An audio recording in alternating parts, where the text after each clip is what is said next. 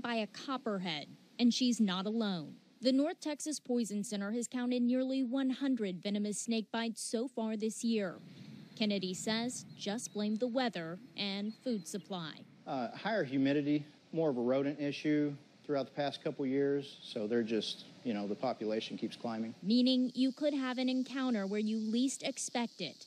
And if you do, he says the best thing is to keep your distance and leave the trapping and identifying to a professional. There's a lot of snakes that look alike. A small rat snake and a Massasauga rattlesnake will resemble each other a lot. And confusing them could be a deadly mistake.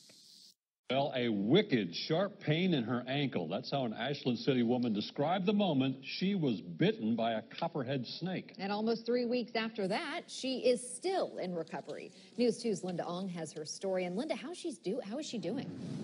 Well, Haley and Bob, Patty Evangelist is still dealing with swelling in her right ankle. It's a painful reminder to be extra careful of venomous snakes, even in her own front yard.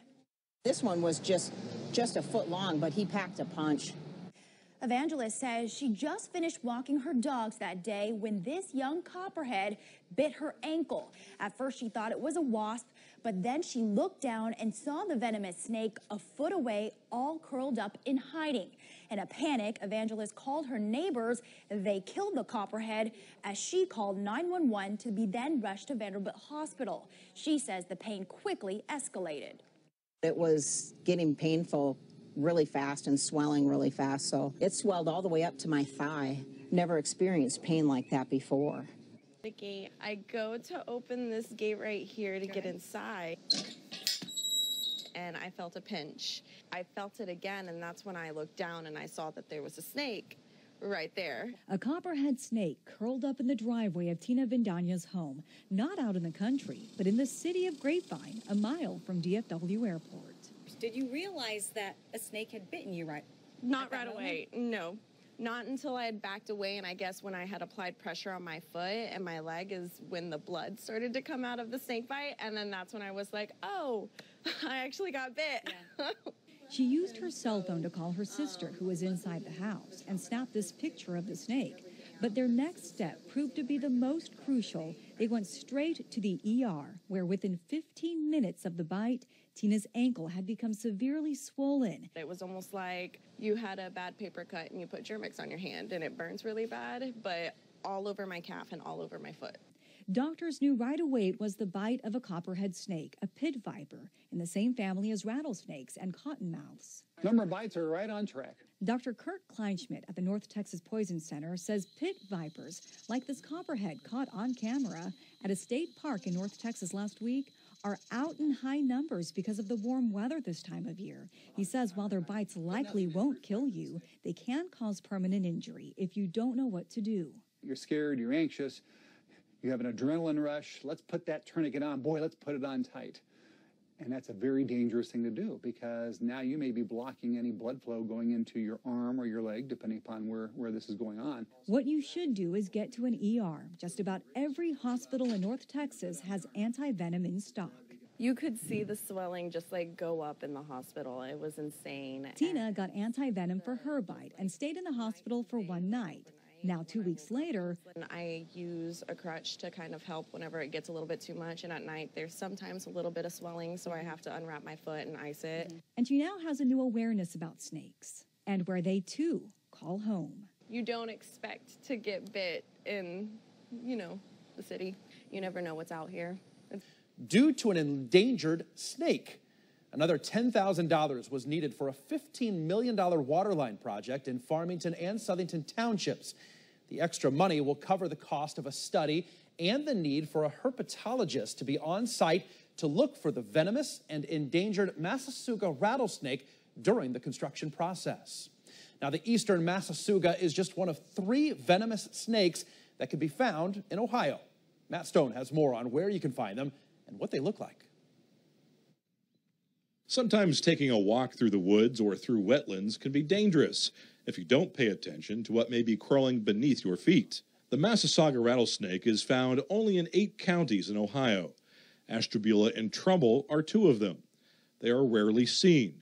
Its color varies from gray to brownish gray. They don't get very large, so they're actually tough to see to begin with. You only get a couple feet long at most, and they're fairly slim.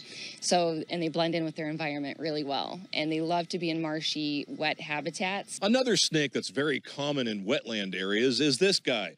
It's a common water snake. Now, although they are very aggressive, the good news is they're non-venomous. In addition to the water snake, the milk snake is usually mistaken as venomous. It's not.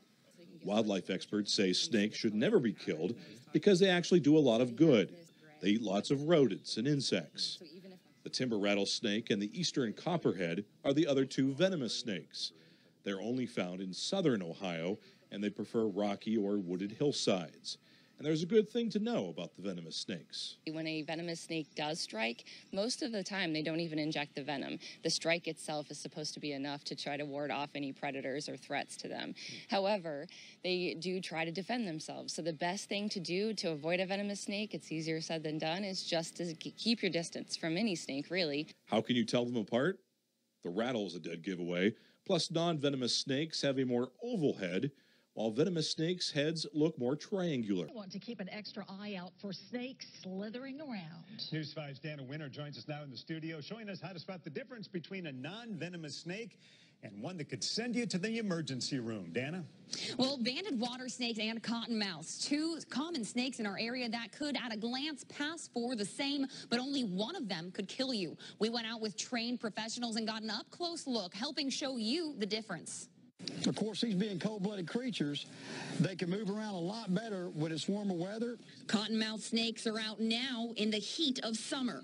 Yeah, he's trying to get me. Just one bite from one could have lasting impacts. Mike Niemeyer tells us he was bitten when he was 16. It took a good year and a half before I could really fully regain movement of my middle finger and my whole right hand.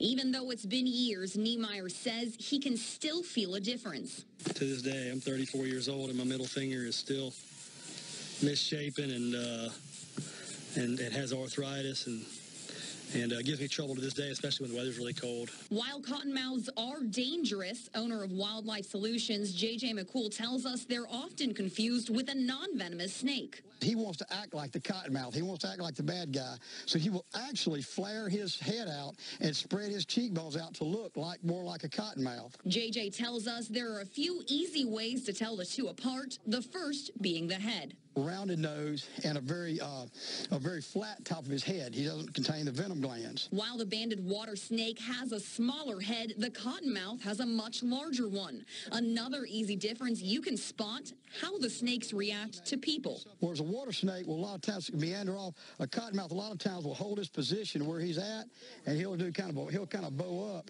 and get fired up. But you probably don't want to get close enough for a snake to get into a defensive stance. Most people that are bitten by snakes, it's not from them walking out stepping on it. Most people are from messing with snakes, trying to fool with a snake or trying to kill it.